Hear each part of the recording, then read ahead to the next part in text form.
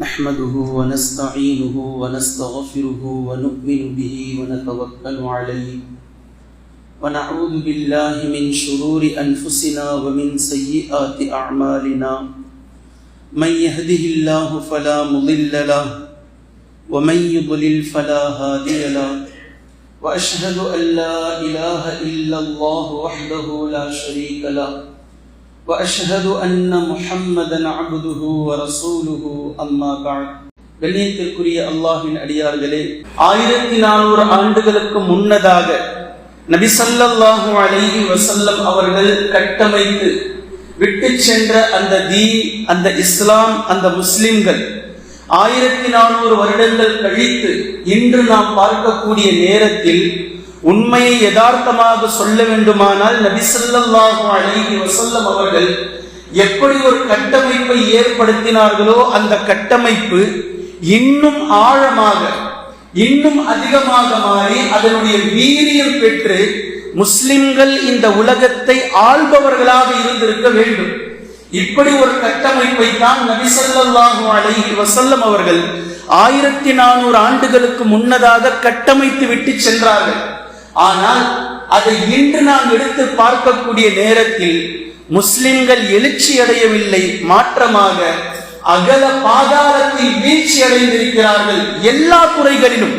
இப்படி நாம் எழுச்சி அடையாமல் நபி ஸல்லல்லாஹு அலைஹி வஸல்லம் அவர்கள் ஒட்டுமொத்த பங்களிப்பையும் இந்த தீனை எப்படி கொண்டு செல்ல வேண்டும் என்று காட்டி தந்ததற்கு பின்னாலும், அதை கட்டமைத்து கொடுத்ததற்கு பின்னாலும் எந்த காரணத்தினால் நாம் வீழ்ச்சி அடைந்திருக்கிறோம், எந்த காரணத்தினால் நாம் பின்பற்றக்கூடிய இஸ்லாத்திற்கு இழுக்கை ஏற்படுத்தி வைத்திருக்கிறோம் என்பதை ஆராய்ந்து பார்த்தால் பல காரணங்களில் மிக முக்கியமான 4 காரணங்களை நான் இங்கு வரிசைப்படுத்துகின்றேன். அதில் முதன்மையானது நபி ஸல்லல்லாஹு அலைஹி வஸல்லம் அவர்கள் இந்த சமூக கட்டமைப்புக்காக நபி ஸல்லல்லாஹு அலைஹி வஸல்லம் அவர்கள் நமக்கு காட்டிக் கொடுத்த மிக பிரதானமான முதல் வழி, இஸ்லாமிய சமூகத்திற்கு ஏதேனும் ஒரு பிரச்சனை வந்தால், இஸ்லாத்திற்கு ஏதேனும் இழுக்கு ஏற்படும்படி இருந்தால், எப்படிப்பட்ட வகையான எந்த சூழலாக இருந்து அதில் நாம் புரியாதவர்களாக இருந்தால் அதை குர்ஆன் ஹதீஸிலிருந்து நீங்கள் தீர்வை தேடுங்கள்.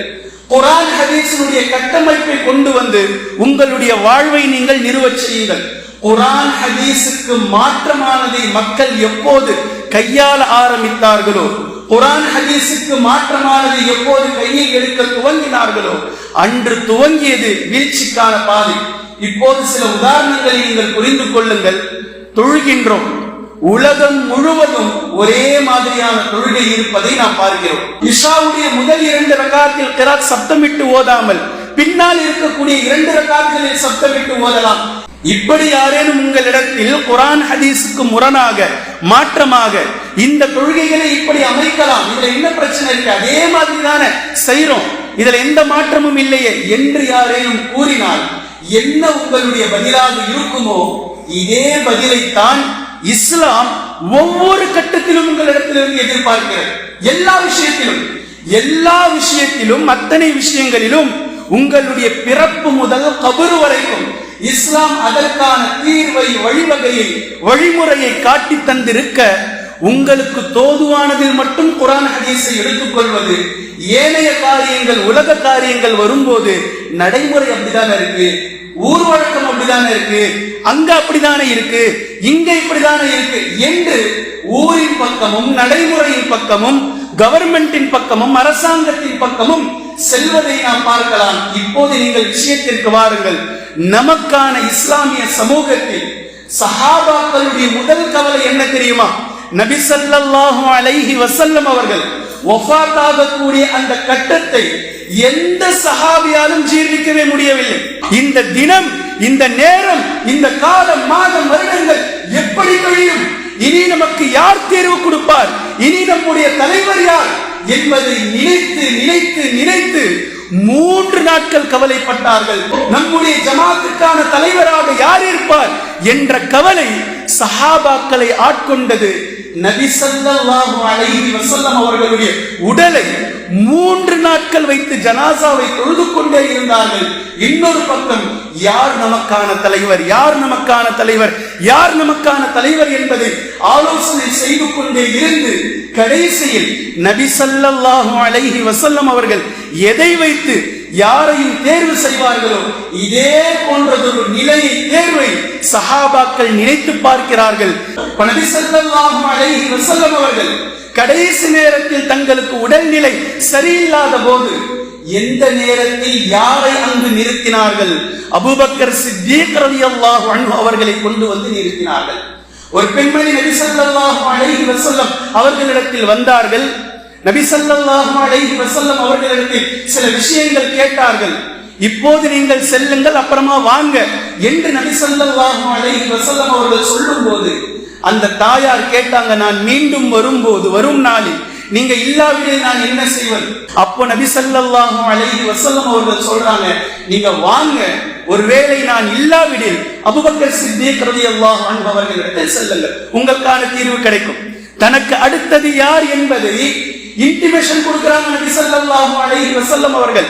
நபி ஸல்லல்லாஹு அலைஹி வஸல்லம் அவர்களுக்காக உயிரை விடுவதற்காக பல சஹாபாக்கள் இருந்த போதிலும் ஹிஜ்ரத் பயணத்தில் நபி ஸல்லல்லாஹு அலைஹி வஸல்லம் அவர்கள் தங்களுடைய உற்ற தோழரான அபூபக்கர் சித்தீக் ரலியல்லாஹு அன்ஹு அவர்களை அழைத்து செல்லக்கூடிய இப்படிப்பட்ட இந்த விஷயத்தை எல்லாம் வைத்து நபி ஸல்லல்லாஹு அலைஹி வஸல்லம் அவர்களோடு அதிகமாக இருந்தவர்தான், குர்ஆன் ஹதீஸை பயின்றவர்தான், உயிரோடு நபி அவர்கள் இருக்கும் போதே எங்களுக்கு இமாமத் செய்தவர்தான், எங்களுடைய தலைவராக இருக்க முடியும் என்று குர்ஆன் ஹதீஸின் அடிப்படையில் தேர்வு செய்கிறார்கள் சஹாபாக்கள் அபூபக்கர் சித்தீக் ரலியல்லாஹு அன்ஹு அவர்களை. அவர்களுடைய அதே ஹிலாஃபத்தில் எனக்கு பின்னால் உமர் ரலியல்லாஹு அன்ஹு அவர்கள் வர வேண்டும் என்று கை நீட்டுகிறார்கள். அவர்களுடைய வஃபாத்துடைய கடைசி நேரத்தில் எனக்கு பின்னால் இந்த 7 நபர்களில் 6 நபர்களில் யாரையாவது நீங்கள் கலீஃபாவாக தேர்வு செய்யுங்கள் என்று உமர் இப்னு கத்தாப் ரலியல்லாஹு அன்ஹு அவர்கள் அஷரத்துல் முபஷ்ஷராவில் நபி ஸல்லல்லாஹு அலைஹி வஸல்லம் அவர்கள் சொல்லிய சஹாபாக்களுடைய பெயரை எழுதிவிட்டு செல்கிறார்கள். இதே போன்று அவர்களுக்கு பின்னால் அலி ரலியல்லாஹு அன்ஹு அவர்களை கலீஃபாவாக தேர்வு செய்கிறார்கள். அவர்களுக்கு பின்னால் மக்கள் ஹசன் ரலியல்லாஹு அன்ஹு அவர்களை தேர்வு செய்கிறார்கள். இதுவரைக்கும் இந்த 5 கலீஃபாக்கள் தேர்வு செய்யப்பட்டது குர்ஆன் ஹதீஸின் அடிப்படையில் நபி ஸல்லல்லாஹு அலைஹி வஸல்லம் அவர்கள் எப்படி காட்டினார்களோ அப்படி இந்த 5 பேரும் பொறுப்புகளை கேட்டு பெறவில்லை, பொறுப்புக்காக ஆசைப்படவில்லை, தலைமைத்துவத்திற்காக ஆசைப்படவில்லை. மக்கள் அவர்களை தலைவராக தேர்வு செய்து அவர்களுடைய கரத்திலே பைஅத் செய்தார்கள். இது இஸ்லாமிய வழிமுறை. அங்கிருந்து இந்த 5 கலீஃபாக்களுக்கு பின்னால் துவங்கியது அமீரே முஆவியா ரலியல்லாஹு அன்ஹு. இங்கிருந்து பிரச்சனை துவங்கியது. இப்போ இவர்கள் மக்களால் தேர்வு செய்யப்பட்டவர்கள் அல்ல, தனக்குத்தானே நானும் இருப்பேன் கலீஃபாவாக, அதற்கு ஒரு 10 பேர். அங்கிருந்து இன்னொரு வருவார், நானும் இருப்பேன் கலீஃபாவாக, அவருக்கு பின்னாடி ஒரு 10 பேர். அங்கிருந்து இன்னொருத்தர், நானும் இருப்பேன் கலீஃபாவாக, அவருக்கு ஒரு 10 பேர். இதுதான், இதற்கு பேர் தான் இன்று ஜனநாயகம் என்று வைத்திருக்கிறார்கள். இது இஸ்லாத்திற்கு முரணானது. இஸ்லாம் இப்படி சொல்லல. அவரவர்கள் 10 பேர் இல்லைங்க, 10 பேருக்கும் 10 தலைவர்கள் இல்லை. ஒட்டுமொத்தமாக ஒட்டுமொத்த மக்களும் சேர்ந்து ஒரே கருத்தின்படி ஒரு அமீரை, ஒரு தலைவரை தேர்வு செய்ய வேண்டும். அவர் அல்லாஹுக்கு கட்டுப்பட்டவராக, குர்ஆன் ஹதீஸை பின்பற்றுபவராக, ஹலாலான முறையில் வியாபாரம் செய்பவராக, குர்ஆன் ஹதீஸை கற்றறிந்தவராக, இப்படி இருப்பவர்களில் அல்லாஹுக்கு அதிகமாக அஞ்சக்கூடியவர் உங்களுக்கு மத்தியில் அமீராக இருப்பதை நபி ஸல்லல்லாஹு அலைஹி வஸல்லம் அவர்கள் இப்படித்தான் தேர்வு செய்வதை காட்டி தந்தார்கள். இந்த வழிமுறையை விட்டுவிட்டு வெவ்வேறு வழிமுறைகளை நீங்கள் கொண்டு வந்தால் உலகத்தின் நடைமுறை ஜனநாயக முறை, அந்த முறை, இந்த முறை இஸ்லாமிய முறை இல்லை. அவ்வளவுதான். 4 ரக்காத்துகள் லுஹருக்கு கிராத் சப்தமிட்டு ஓதக்கூடாது என்பது எப்படி இஸ்லாமிய முறையோ, இதற்கு மாற்றமாக யாரேனும் பேசினால் அது இஸ்லாமிய முறை இல்லை என்று எப்படி சொல்வீர்களோ, இதே போன்றுதான் ஒரு அமீரை தேர்வு செய்வதை தவிர வேறு எந்த முறைகள் முன்னால் கொண்டு வந்தாலும் அது இஸ்லாமிய முறை அன்று என்பதை நீங்கள் தெளிவாக புரிந்து கொள்ள வேண்டும். இதுதான், இதில் எப்போது நாம் கோட்டை விட்டோமோ இந்த முஸ்லிம் சமூகம் வீழ்ச்சி அடைவதற்கான முதல் காரணங்களை நாம் தொட்டிருக்கின்றோம். இஸ்லாமிய அடிப்படையில் ஒரு அமீரை நீங்கள் தேர்வு செய்து விட்டீர்கள், அல்ஹம்துலில்லாஹ். இப்போது முஸ்லிம்களுடைய பங்களிப்பு என்னவென்றால் அந்த அமீருக்கு முழுமையாக கட்டுப்படுவது. இதான் இரண்டாவது பாயிண்ட். இது இந்த முஸ்லிம் சமூகம் எப்போது இவர் அங்க போய் வீடியோ போடுவார், அவர் இங்க போய் வீடியோ போடுவார், அமீர்களுக்கு எதிராக எதில் கட்டுப்பட்டு இருக்க வேண்டும் என்று இஸ்லாம் சொல்கின்றதோ இதற்கு முரணாக இவர்கள் பேச எப்போது துவங்கினார்களோ, எப்போது கட்டுப்படாமல் சென்றார்களோ, இப்படித்தான் இந்த சமூகம் வீழ்ச்சி அடைந்தது. இதற்கு நபி ஸல்லல்லாஹு அலைஹி வஸல்லம் அவர்களுடைய காலத்திலேயே மிக அழகான சான்று ஒன்று நமக்கு இருக்கின்றது.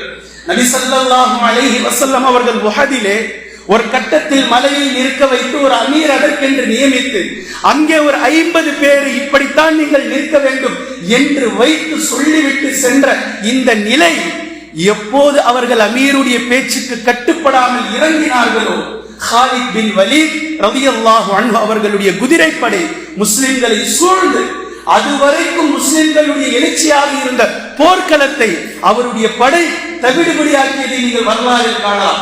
இது ஒட்டுமொத்தத்திற்கும் மிக முக்கிய காரணம் அமீருக்கு கட்டுப்படாததுதான். உஸ்மான் இப்னு அஃபான் ரலியல்லாஹு அன்ஹு அவர்களுடைய காலத்தில் அப்துல்லாஹ் இப்னு மஸ்ஊத் ரலியல்லாஹு அன்ஹு அவர்களுக்கு நிறைய கருத்து முரண்பாடு இருந்தது. ஆனால் ஒரு நாளும் அமீருக்கு பாதகமாக பேசவில்லை. கருத்து வேறுபாடு இருக்கலாம், அது மனசோடு வச்சுக்கணும், அவரோட தனியா பேசிக்கணும், அது வேறு விஷயம்.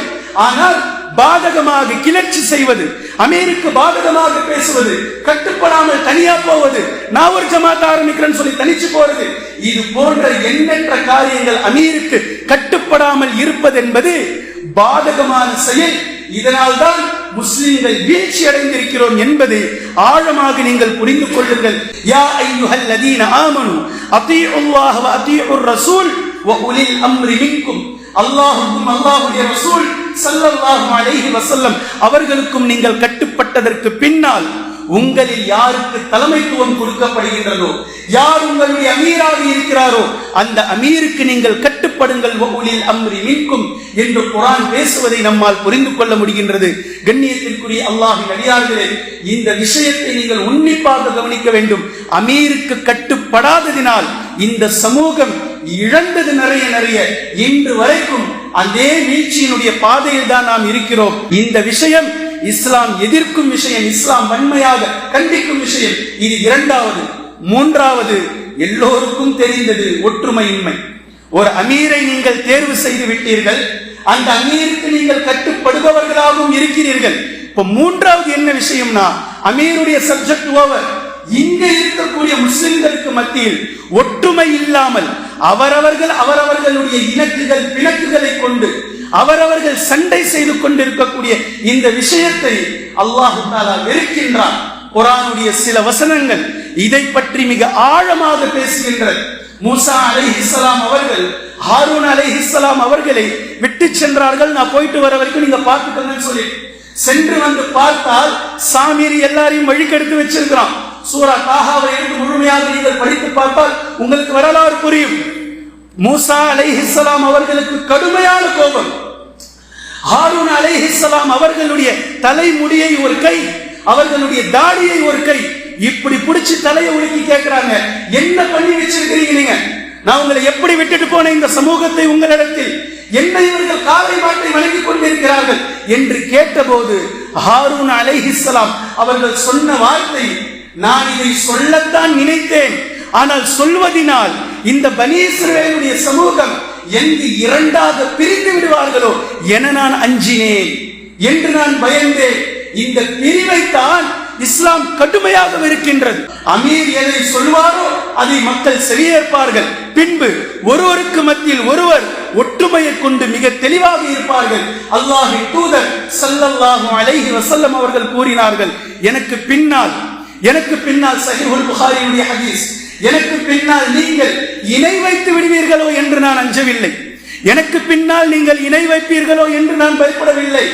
எனக்கு பின்னால் நீங்கள் இந்த உலக மோகத்தில், உலக பொருளாதாரத்திற்காக, உலக ஆசைக்காக நீங்கள் ஒருவருக்கொருவர் சண்டையிட்டுக் கொள்வீர்களோ என்று நான் பயப்படுகிறேன், என்று நான் அஞ்சுகிறேன். இன்னைக்கு பொறுப்பை கேட்பவர்களுக்கு பொறுப்பை கொடுக்க கூடாது.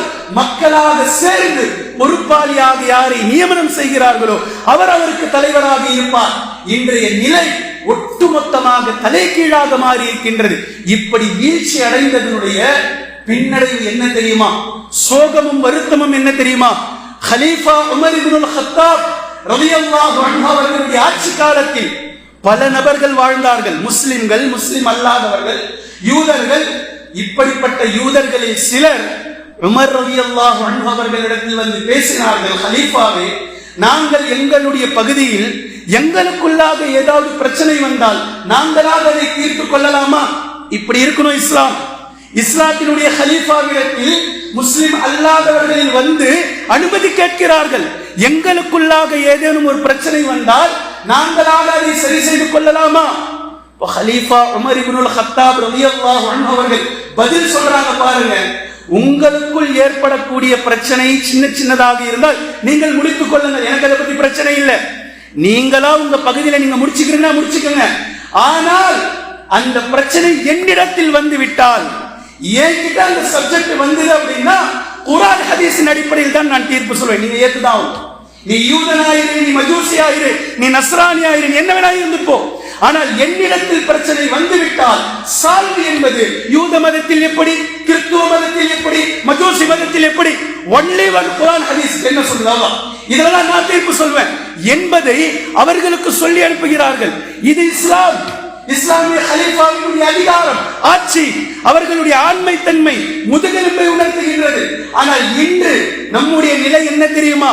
இஸ்லாத்திற்குள் இருக்கக்கூடிய முஸ்லிம்களாகிய நாம் தீர்வு எடுக்க முடியாமல் யார் இணை வைப்பாளராக இருப்பாரோ, யார் இணை வைத்துக் கொண்டு இருக்கிறாரோ அவரிடத்தில் சென்று அமர்ந்து அவரிடத்தில் தீர்வை கேட்கிறோம். நீங்க சொல்லுங்க எங்களுக்கு தீர்வு. அதை பற்றி ஒன்றுமே தெரியாத அவரிடத்தில் முஸ்லிம்கள் தங்களுடைய மார்க்கத்தை சமர்ப்பித்து நீங்கள் இதற்கு தீர்வு சொல்லுங்கள் என்று கேட்கக்கூடிய இந்த அவல நிலை, சுப்ஹானல்லாஹ், அல்லாஹ் நம்முடைய சமூகத்தை பாதுகாக்க வேண்டும். எப்படிப்பட்ட அவல நிலையை கொண்டு வந்து நிற்கிறோம் பாருங்கள். இதற்கு காரணம் ஒற்றுமையின்மை. இது மூன்றாவது. பின்பு நான்காவது, நன்கு கவனமாக யோசித்துக் கொள்ளுங்கள். இந்த இஸ்லாமிய சமூகம் வீழ்ச்சி அடைந்ததற்கான மிக முக்கிய காரணம் நான்காவது, நாவ், வாய். வாய். நபி ஸல்லல்லாஹு அலைஹி வஸல்லம் அவர்கள் கூறிய பல ஹதீஸ்கள் இருக்கின்றது. இரண்டு தொடைகளுக்கு மத்தியில் இருக்கக்கூடிய ஒன்றையும், இரண்டு தாடைகளுக்கு மத்தியில் இருக்கக்கூடிய ஒன்றையும் யார் பொறுப்பேற்றுக் கொள்கிறாரோ பாதுகாப்பான முறையில் நான் செலவழிப்பேன் என்று மௌத்து வரைக்கும் அவருடைய சொர்க்கத்திற்கு நான் பொறுப்பேற்றுக் கொள்கிறேன். நபி ஸல்லல்லாஹு அலைஹி வஸல்லம் அவர்கள் சும்மா சொல்லல இத. மேலும் சொன்னார்கள், நாளை மறுமை நாளையில் நரகத்திற்கு மக்களை அதிகமாக இழுத்துச் செல்வது எதுவென்றால் அவரவர்களுடைய நாவுதான். நபி ஸல்லல்லாஹு அலைஹி வஸல்லம் சொன்ன ஹதீஸ். நாளை மறுமை நாளையில் நரகத்தில் பெரும்பான்மையான மக்கள் நரகவாதிகளாக மாறுவதற்கு காரணம் அவரவர்களுடைய நாவு. இப்போது நீங்கள், நாம் பிறரை யோசிக்க வேண்டாம், நம்முடைய நாவை நாம் யோசிக்க வேண்டும். நாம் என்ன பேசியிருக்கிறோம், நாம யாரை பற்றி எல்லாம் எப்படி பேசியிருக்கிறோம். சஃபியா ரலியல்லாஹு அன்ஹா அவர்களை ஆயிஷா ரலியல்லாஹு அன்ஹா அவர்கள் குள்ளச்சி என்று சொல்லிவிட்டார்கள். நபி ஸல்லல்லாஹு அலைஹி வஸல்லம் அவர்களுடைய முகம் கோபத்தில் சிவந்து விட்டது. கடும் கோபத்தில் ஆனார்கள். நபி ஸல்லல்லாஹு அலைஹி வஸல்லம் அவர்கள், ஆயிஷாவே, இப்படி ஒரு வார்த்தையை நீ சொல்லி இருக்கின்றாய், இந்த வார்த்தையை கடலில் எடுத்து போட்டால் கடல் முழுக்க கசந்து விடும் என்று சொன்னார்கள். அல்லாஹ்வின் தூதர் ஸல்லல்லாஹு அலைஹி வஸல்லம் அவர்கள், ஒரு முஸ்லிம், ஒரு முஃமின் நாளை மறுமை நாளையில் அல்லாஹ்வினுடைய சன்னிதானத்தில் நிறுத்தப்படுவோம் என்ற பயம் இருப்பவர் அடுத்தவர்களை பற்றி பேசுவாரா? நமக்கு எதை பற்றி தெரியாதோ அதை பின்பற்றுவாரா? நமக்கு எதை பற்றி தெரியாதோ அதை பற்றி பேசுவாரா? ஒருவேளை நாம் பேசுவது தவறாக இருந்து விட்டால், ஒருவேளை நாம் பேசுவது வருத்தம் தரக்கூடிய செய்தியாக இருந்து விட்டால், ஒருவேளை நாம் பேசுவது பிறருடைய உள்ளத்தை காயப்படுத்தும்படி இருந்து விட்டால், நாளை மறுமை நாள்ல மாட்டுவோமே, நம்முடைய நன்மைகள் சென்று விடுமே. மனில் முஃப்லிஸ், பாமரை பரம ஏழை யார் என்று நபி ஸல்லல்லாஹு அலைஹி வஸல்லம் அவர்கள் கேட்டு இதைத்தான் சொன்னார்கள். சொர்க்கத்திற்கும் அவருக்கும் ஒரு ஜான் இருக்கும் போது ஒவ்வொரு நபர்களாக வருவார்கள், ஒவ்வொரு நபர்களாக வருவார்கள். இவன் என்னை பற்றி இதை பேசினார், இவர் என்னை பற்றி இதை பேசினார், இவர் என்னை பற்றி அவதூறு பரப்பினார், இவர் என் விஷயத்தில் குத்தி காட்டி பேசினார், இவர் என்னுடைய விஷயத்தில் கேவலமாக பேசினார். ஒட்டுமொத்த நன்மையும் அவருக்கு கொடுத்துட்டு அவருடைய பாவத்தை சுமந்து கொண்டு சொர்க்கம் செல்ல இருந்தவர் நரகத்திற்கு செல்லுவார் என்ற நபி ஸல்லல்லாஹு அலைஹி வஸல்லம் அவர்களுடைய ஹதீஸ்களை எல்லாம் கேட்டதற்கு பின்னாலும் அல்லாஹ்வுடைய அச்சமோ, மறுமை பற்றிய பயமோ, இந்த விசாரணை பற்றிய எந்த விதமான உறுத்தலோ இல்லாமல் ஒரு முஸ்லிமால் பேச முடிகிறது என்றால் அல்லாஹ் பாதுகாக்க வேண்டும். எந்த நிலைக்கு அவர்கள் வந்திருக்கிறார்கள், எவ்வளவு தூரம் அவர்கள் வந்திருக்கிறார்கள் என்பதை யோசிக்க கடமைப்பட்டிருக்கிறோம். எனவே கண்ணியத்திற்குரிய அல்லாஹ்வின் அடியார்களே, இந்த 4 விஷயங்களும், இந்த 4ம் நம்மிடத்தில் எப்படி இருக்கின்றது, நாம் இந்த 4 விஷயத்தில் எப்படிப்பட்டவராக இருக்கிறோம்? குர்ஆன் ஹதீஸின் அடிப்படையில் நமக்கு ஒரு தலைவர் வேண்டும் என்று நாம் இருக்கிறோமா? அல்லது உலகம் காட்டக்கூடிய நடைமுறை அப்படி இப்படி ஆச்சா போச்சா, அது இது இப்படிதான் சரி, அதுல இருக்கிறோமா? எதில் நாம் இருக்கிறோம்? நீங்கள் குர்ஆன் ஹதீஸின் அடிப்படையில் இருந்தால், நம்பர் 2, ஒரு தலைவரை தேர்வு செய்ததற்கு பின்னால் அமீருடைய சொல்லுக்கு நாம் கட்டுப்படுபவர்களாக இருக்கிறோமா? அல்லது அமீருடைய சொல்லுக்கு கட்டுப்படாமல் அங்கங்க போய் பேசிக்கிட்டு வீடியோ போட்டுக்கிட்டு ஆடியோ போடுபவர்களாக நாம் இருக்கிறோமா? அப்படி நீங்கள் அமீருடைய சொல்லுக்கு கட்டுப்படுபவர்களாக இருந்தால், நம்பர் 3, ஒற்றுமையோடு நாம் இருக்கிறோமா? 2 சகோதரர்களுக்கு மத்தியில் பிரச்சனை வந்து விட்டால் இணக்கத்தை எப்படி ஏற்படுத்துவது என்பதை பற்றி நாம் யோசிக்கிறோமா? இல்லை, அந்த சண்டையை இன்னும் கொஞ்சம் தீ மூட்டி விட்டு நாமும் சண்டைக்கு காரணமாக இருக்கிறோமா? ஒருவேளை நீங்கள் இணக்கத்திற்கு பாடுபடுபவர்களாக இருந்தால் நம்முடைய நாவை நன்மையான விஷயம் தவிர, குடும்ப உறுப்பினர்களிடத்தில் தேவையான விஷயத்தை பேசுவதை தவிர பாவமான எந்த விஷயத்திலும் என்னுடைய நாவை நான் ஈடுபடுத்துவதில்லை. குறிப்பாக அடுத்தவர்களுடைய விஷயத்தில் எனக்கு தெரியாத எதையும் நான் பேசுவதில்லை, குறை கூறுவதில்லை, தவறாக பேசுவதில்லை, குத்தி காட்டி பேசுவதில்லை என்று இஸ்லாமிய அடிப்படையில் தங்களுடைய நாவை சரியாக பயன்படுத்துபவராக இந்த 4 விஷயத்திலும் இன்ஷா அல்லாஹ் நாம் இருந்தால் அல்லாஹ்வுடைய உதவி வரும், பின்பு அல்லாஹ்வுடைய வெற்றி வரும். இந்த 4ம் இல்லை என்றால் அல்லாஹ்வுடைய உதவி ஒருபோதும் வராது, அல்லாஹ்வின் புறத்திலிருந்து வெற்றியும் வராது என்பதை ஆழமாக மனதிலே வைத்துக் கொள்ளுங்கள். எனவே கண்ணியத்திற்குரிய அல்லாஹ்வின் அடியார்களே, நபி ஸல்லல்லாஹு அலைஹி வஸல்லம் அவர்கள் சஹாபாக்களுக்கு மத்தியில் எப்படிப்பட்ட ஒரு கட்டமைப்பை ஏற்படுத்தினார்களோ அதே கட்டமைப்போடு வாழ்வதற்கு கண்டிப்பாக நாம் முயற்சி செய்ய வேண்டும். அதில் எங்கு மாற்றம் தெரிகிறதோ அந்த மாற்றத்தை எடுக்க வேண்டும், அந்த மாற்றத்தை களைய வேண்டும். நமக்கான ஒரே தீர்வு குர்ஆன் ஹதீஸ் மாத்திரம்தான். நமக்கான ஒரே வழி குர்ஆன் ஹதீஸ் மட்டும்தான். நமக்கு உதவி செய்வதும் வெற்றி கொடுப்பதும் அல்லாஹ் ஒருவன் தான். அவனிடத்தில் நாம் பொருந்திக் கொள்ளப்பட்டவர்களாக இருக்க வேண்டுமே தவிர இந்த உலக ஆதாயத்திற்காக வாழ்பவர்களாக இருக்கக்கூடாது. இந்த எண்ணத்தில் அல்லாஹ் தஆலா நம்மை நடைபெறச் செய்வானாக. வாஹிரு தஅவானா அல்ஹம்துலில்லாஹ்.